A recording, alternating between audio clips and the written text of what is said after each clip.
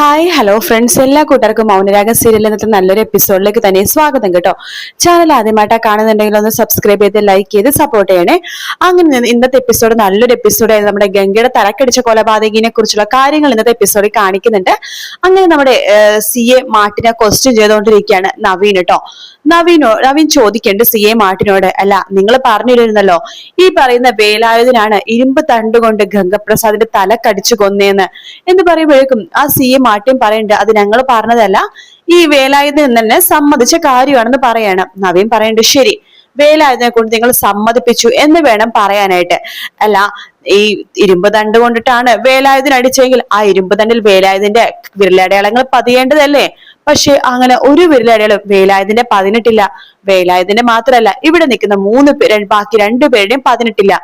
ആ ഇരുമ്പ് തട്ടിൽ വേലായുധന്റെയോ അതുപോലെ തന്നെ രതീഷിന്റെയോ കിരണിന്റെയോ വിരലടയാളങ്ങൾ പതിനിട്ടില്ല യുവർ ഓണർ എന്ന് പറയാണ് നവീൻ. അത് ഞാൻ ഫോറൻസിക് റിപ്പോർട്ട്, ലാബ് റിപ്പോർട്ട് ഞാൻ ബോസ് ഹാജരാക്കിയിട്ടുണ്ടെന്ന് പറഞ്ഞ് കൊടുക്കുകയാണ്.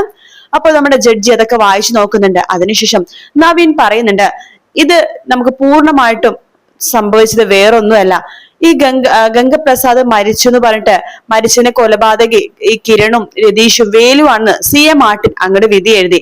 വേലു അല്ലെങ്കിൽ നിഷ്കളങ്കനായിട്ടുള്ള കാട്ടിലെ സത്യസന്ധനായിട്ടുള്ള ഒരു ചെറുപ്പക്കാരനാണ്. പോലീസിന് ചെറിയ പേടിയുണ്ട്. പോലീസുകാർ മൂന്നാം മുറി ഉപയോഗിച്ചപ്പോഴേക്കും വേലായുധൻ അങ്ങനെ സമ്മതിച്ചു പോയതാണ് യുവർ ഓണർ. പക്ഷെ അയാൾ ആരും കൊലപാതകം ചെയ്തിട്ടില്ല. പിന്നെ CA മാർട്ടിന് സത്യസന്ധമായിട്ടും യഥാർത്ഥമായിട്ടുള്ള കൊലയാളിനെ കണ്ടുപിടിക്കാൻ സാധിച്ചില്ല. അപ്പൊ ആരെങ്കിലും തലയിൽ കൊലക്കുറ്റം ഏറ്റുവെച്ചിട്ട് ആ കേസ് അവസാനിപ്പിക്കണമല്ലോ. അതിനു വേണ്ടിയിട്ടാണ് ഈ 3 പേരുടെ തലയിലും കൊലക്കുറ്റം ഏറ്റുവെച്ചത്. അല്ലാതെ ഇവര് 3 പേരും ഈ കൊലപാതകമായിട്ട് യാതൊരു ബന്ധമില്ല യുവർ ഓണർ എന്നൊക്കെ നവീൻ പറയാണ്. ആ CA മാർട്ടിനെ ദേഷ്യം കൊണ്ട് അവിടെ നിന്ന് അങ്ങോട്ട് എഴുന്നേറ്റ് വേഗം തന്നെ അവിടെ പോയി ഇരിക്കാട്ടോ. ജഡ്ജി എല്ലാം വായിച്ചു നോക്കുന്നുണ്ട്. ശേഷം കേസിന്റെ വിധി പറയാണ്. ഈ കേസിന്റെ പ്രതികൾ എന്ന് പറഞ്ഞ കിരൺ, വേലായുധൻ, രതീഷ്, ഇവര് 3 പേരും ഒരു തെറ്റും ചെയ്തിട്ടില്ലെന്നും അവരുടെ 3 പേര് തമ്മിൽ സംശയിക്കപ്രദമായിട്ടോ ഒരു തെളിവ് പോലും ആരുടെ ഭാഗത്തൊന്നും തെളിയിക്കാൻ പറ്റില്ലെന്നുള്ള കാര്യങ്ങളൊക്കെ മനസ്സിലാക്കിക്കൊണ്ട് ഈ കോടതി 3 പേരെയും വെറുതെ വിടുകയാണ് എന്ന് പറഞ്ഞിട്ട് ജഡ്ജി വിധി പറയാട്ടോ. അത് കേൾക്കുമ്പോഴേക്കും കിരണിനും വേലായുധനും രതീഷിനൊക്കെ സന്തോഷാവാണ്. കിരണിന്റെ മുഖത്ത് അപ്പോഴും ചില ടെൻഷൻ എടുക്കുന്നുണ്ട് കേട്ടോ. CA മാർട്ടാണെങ്കിൽ ദേഷ്യം കൊണ്ട് അവിടെ തന്നെ അങ്ങ് ഇരിക്കുകയാണ്. ശേഷം നമ്മുടെ നവീൻ കോടതി പിരിഞ്ഞു പോകുമ്പോൾ നവീൻ നേരെ ചന്ദ്രസേനന്റെ അടുത്തും കാർത്തികയുടെ അടുത്തേക്ക് വരുന്നുണ്ട്. Chandrasenan thank you so much എന്ന് പറഞ്ഞിട്ട് കൈ കൊടുത്ത് കെട്ടിപ്പിടിക്കാണ്. കാർത്തികൻ കൈ കൊടുക്കുന്നുണ്ട്. ആ സമയത്ത് കിരണും വേലും രതീഷും കൂടി അങ്ങോട്ടേക്ക് വന്നിട്ട് വേലു പെട്ടെന്ന് തന്നെ സാറേ എന്ന് പറഞ്ഞിട്ട് നവീൻ്റെ അടുത്ത് സംസാരിക്കുമ്പോ നവീൻ പറയുന്നുണ്ട്, അതെ, അമിതാവേശമൊന്നും വേണ്ട കേട്ടോ, ഇതേ കോടതിയാണ്, വാ പുറത്തേക്ക് പോകാം എന്ന് പറഞ്ഞിട്ട് അവര് എല്ലാരും കൂടി പുറത്തേക്ക് ഇറങ്ങാണ്.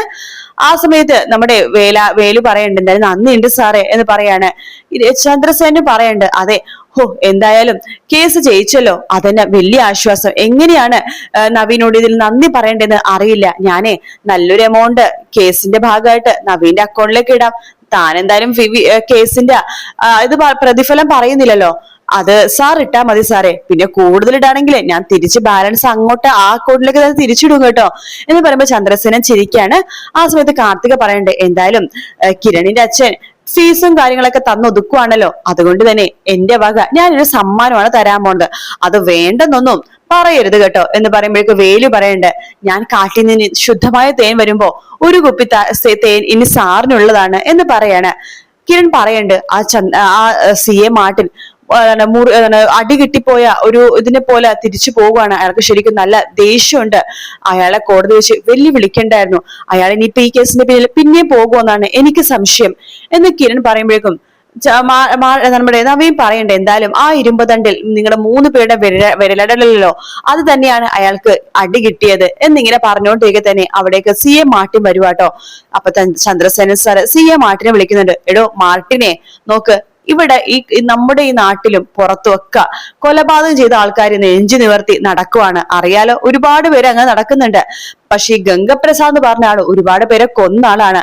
എന്നിട്ടും അയാളുടെ കേസിന് പിന്നാലെ പോവാൻ, അയാൾക്ക് നീതി വാങ്ങിച്ചു കൊടുക്കാൻ തനിക്കൊരു മടി തോന്നിയില്ലേടോ എന്ന് ചോദിക്കുമ്പോൾ CA മാർട്ടിൻ പറയണ്ടേ, എന്റെ മുമ്പിലേക്ക് ഒരു പരാതി വന്നാൽ അത് സത്യസന്ധമായിട്ട് ഞാൻ തെളിയിക്കും. എനിക്ക് ഉറപ്പുണ്ട് ഗംഗപ്രസാദിനെ കൊന്നത് ഇവര് 3 പേരുമാണെന്ന് എനിക്ക് നല്ല വിശ്വാസമുണ്ട്. അത് ഞാൻ തെളിയിച്ചോളാം, ഒന്നും ഇവിടെ കൊണ്ട് തീരില്ല എന്ന് പറഞ്ഞിട്ട് CA മാർട്ടിൻ ദേഷ്യം കൊണ്ട് അവിടെ നിന്ന് പോകുവാട്ടോ. അതിനുശേഷം കിരണും ഇങ്ങനെ CA മാർട്ടിനെ നോക്കുന്നുണ്ട്. അപ്പൊ ചന്ദ്രസേനൻ പറഞ്ഞ അതെന്തെങ്കിലും ആവട്ടെ, എന്തായാലും കല്യാണി മോള് സത്യങ്ങളൊന്നും അറിഞ്ഞിട്ടില്ല. പിന്നെ ഇവന്റെ അമ്മയാണെങ്കിൽ പ്രാർത്ഥനയും വഴിപാടായിട്ട് അമ്പലത്തിലും വീട്ടിലൊക്കെ അങ്ങനെ ഇരുന്നോണ്ടിരിക്കുകയാണ്. മോനെ സമയം നമുക്കൊന്ന് പോയാലോ? അപ്പോ നവീൻ വക്കീല് ഒന്നും കൂടി നന്ദി കേട്ടോ. ഓക്കെ, എന്നാ ശരി, നമുക്ക് കാണാം എന്ന് പറഞ്ഞിട്ട് അവിടെ നിന്ന് അവരെല്ലാരും പിരിഞ്ഞു പോവുകയാണ്. അതിനുശേഷം കാണിക്കുന്നത് കല്യാണിയുടെ റൂമിൽ നിന്ന് എത്തി പ്രകാശം പുറത്തേക്ക് ഇറങ്ങുന്നുണ്ട്.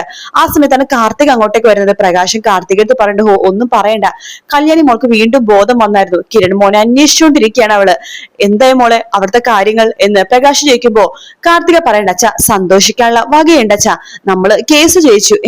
സത്യാണോ? അതെ, ആ ഒരു ഇരുമ്പ് തണ്ട് കൊണ്ടിട്ടാണ് ഗംഗാപ്രസാദ് തലക്കടിച്ചത് പറഞ്ഞല്ലോ. ആ ഇരുമ്പ് തണ്ടിൽ വേലായുധന്റെയോ കിരണിന്റെയോ രതീഷിന്റെയോ ഒരാളുടെ വിരലടയാളങ്ങളില്ല. അതാണ് നമ്മളെ സഹായിച്ചത്.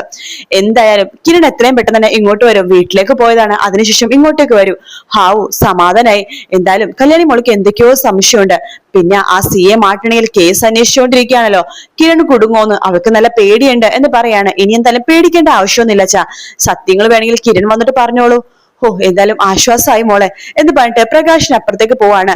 അതിനുശേഷം കാർത്തിക നേരെ കാദംബരി അടുത്തേക്ക് പോകുന്നുണ്ട്. കാദംബരി പറയണ്ട് കേസ് ജയിച്ചു, എല്ലാവരും വെറുതെ വിട്ടു. സമാധാനായി. കല്യാണി ആണെങ്കിൽ ചോദിച്ചുകൊണ്ടിരിക്കുകയാണ് കിരൺ സാർ എവിടെ, കിരൺ സാർ എവിടെയെന്ന്. വാ, നമുക്ക് കല്യാണിനെ കാണാം. അവള് എഴുന്നേറ്റ് കിടക്കുവാണോ? എഴുന്നേറ്റ് കിടക്കുമായിരുന്നു, പക്ഷെ ഡോക്ടർ വന്ന് മരുന്ന് കൊടുത്തപ്പോ അതിന്റെ ഇതുകൊണ്ടാണെന്ന് തോന്നുന്നു അവളിപ്പോ വീണ്ടും ഉറങ്ങി എന്ന് പറയാണ്. കാർത്തിക അകത്തേക്ക് കയറി പോകുമ്പോഴേക്കും കല്യാണി നല്ല ഉറക്കാട്ടോ. കല്യാണി എന്ന് പറഞ്ഞിട്ട് കാർത്തിക വിളിച്ചിട്ട് പതുക്കെ തല ഇങ്ങനെ തലോടുമ്പോഴേക്കും കല്യാണി എഴുന്നേക്കുന്നുണ്ട്. കാർത്തിക ചേച്ചി, കിരണേട്ടൻ വന്നോ? ദേ കിരൺ ഇപ്പൊ വരും, 5-10 മിനിറ്റ്.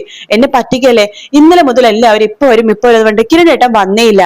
ദേ ഞാൻ പറ്റിക്കുകയൊന്നുമല്ല, 5-10 മിനിറ്റ് ആകുമ്പോ വരുമെന്ന് ഞാൻ പറഞ്ഞില്ലേ, നിനക്ക് എന്താ എന്നെ വിശ്വാസമില്ലേ? കിരൺ ഇപ്പൊ തന്നെ വരും മോളെ, വീട്ടിലേക്ക് പോയിരിക്കുക, ഇപ്പൊ ഇങ്ങോട്ട് വരും കേട്ടോ എന്ന് പറഞ്ഞിട്ട് നമ്മുടെ കല്യാണിനെ ആശ്വസിപ്പിക്കുകയാണ് കാർത്തിക. കല്യാണിക്കും വല്ലാത്തൊരു സമാധാനം തോന്നുന്നു കേട്ടോ. പിന്നീട് കാണിക്കുന്ന ഷാരിനെയാണ്. ഷാരി ഇങ്ങനെ ഓരോന്നൊക്കെ ആലോചിച്ചുകൊണ്ടിരിക്കുകയാണ്. അവന് എന്തായാലും ശിക്ഷ കിട്ടിയേ പറ്റൂ. ആ കിരണിന് എന്റെ രാഹുലേട്ടനെ മൃഗങ്ങൾക്ക് എറിഞ്ഞു കൊടുത്ത് സന്തോഷിച്ചവനല്ലേ, അവൻ എന്തായാലും ശിക്ഷ അനുഭവിക്കണം. അവന്റെ കൂടെ മറ്റോമാരും അനുഭവിക്കട്ടെ. എന്റെ രാഹുലേട്ടൻ എന്ത് ചെയ്തിട്ടുണ്ടെങ്കിലേ അത് മോൾക്ക് വേണ്ടിയിട്ടാണ്.